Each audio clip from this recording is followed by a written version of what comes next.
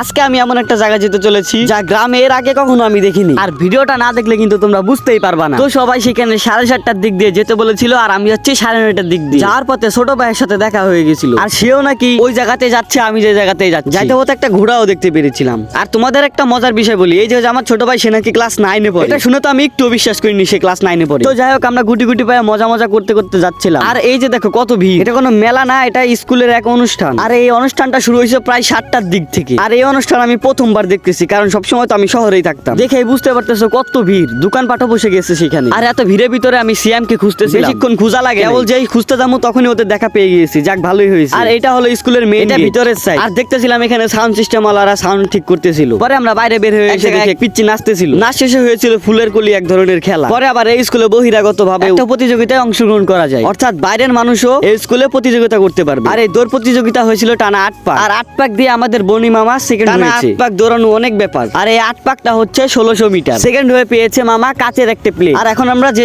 যার বাসায় যাচ্ছি। আর স্কুলের অনুষ্ঠান কিন্তু এইখানেই শেষ না, বিকালেও সাংস্কৃতিক অনুষ্ঠান আছে, যা এই ভিডিওতে দেখালে ভিডিওটা লং হয়ে যাবে। তার কারণে আমি আরেকটা ভিডিও তৈরি করেছি।